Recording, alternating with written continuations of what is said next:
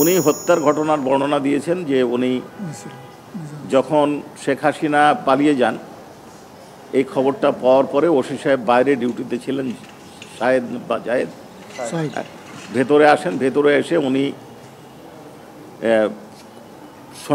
ওনার force এবং officer এবং বাইরে থেকে যে ফোর্স আসছে তাদেরকে নিয়ে গেটের সামনে যান এবং ওই সময় ওনার নির্দেশে বিশ্বজিৎ, এএসআই এবং অন্য কয়েকজন যারা অন্য ইউনিট থেকে আসছে তারা গুলি করেছে।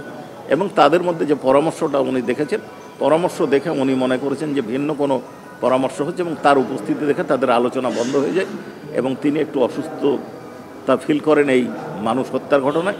তখন তিনি ভেতরে চলে যান। এই বর্ণনাটা দিয়েছেন। উনি লাশ পোড়ানোর ঘটনা দেখেননি, উনি এটা পরবর্তী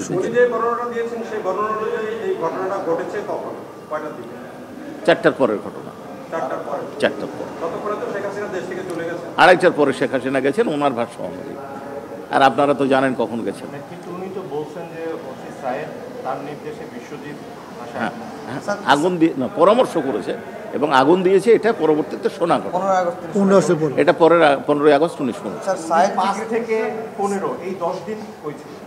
এইটার ব্যাপারে আপনারাও জানেন, এটা অনারেবল ট্রাইব্যুনালেরও জুডিশিয়াল নোটিশে আসবে যে 5 থেকে 9, 10, 11, 12 পর্যন্ত বাংলাদেশের অধিকাংশ থানায় এবং পুলিশ কোনো কাজ করে নাই এবং থানাগুলো বন্ধ ছিল, এটা আপনারা জানেন।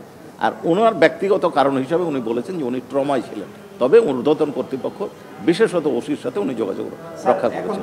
যতগুলো মামলা চলতেছে আমরা জানি যে এই মামলাটা সবচেয়ে ফাস্ট ট্র্যাক কেস এবং লাস্ট মোমেন্টের দিকে আছে। কবে নাগাদ আসলে সাক্ষ্য শেষ হতে পারে এবং বিতর্ক?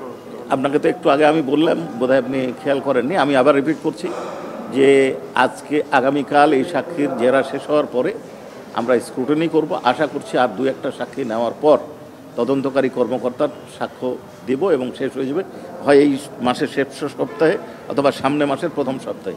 এবং এখন পর্যন্ত আমাদের কাছে প্রাপ্ত তথ্য অনুযায়ী ডিফেন্স কোনো সাফাই সাক্ষী দিচ্ছেন না। কাজেই আমরা আশা করছি যদি অনারেবল ট্রাইব্যুনাল ডিফেন্সে কোনো আবেদনের প্রেক্ষিতে সাফাই সাক্ষীর আবেদন মঞ্জুর না করেন তাহলে আগামী মাসের 15 তারিখের মধ্যে এই মামলা যুক্তিতর্ক শেষ হবে। না, উনি পলাতক আছেন। জি। আর সাফাই সাক্ষীদের একটা টাইম লিমিট আছে, তালিকা দেয়, ওটা কি শেষ হয়ে গেছে? এইখানে অনারেবল, এইখানে আমাদের যে বিধান, প্রাথমিক বিধানটাতে টাইমটা শেষ হয়ে গেছে। নিয়মটা হচ্ছে যেদিন চার্জ ফ্রেম করা হয় তার থেকে 21 দিনের মধ্যে তাদেরকে এটা দাখিল করতে হয়। এরপরে অনারেবল ট্রাইব্যুনাল এডিশনাল উইটনেস বা ডকুমেন্ট দাখিলের অনুমতি দিতে পারেন। এরপরেও ট্রাইব্যুনালের ইনহারেন্ট পাওয়ার আছে। এখন এই কোনো যতক্ষণ না আবেদন আসছে ততক্ষণ আমরা বুঝতে পারবো না যে তারা কি করতে চাচ্ছে।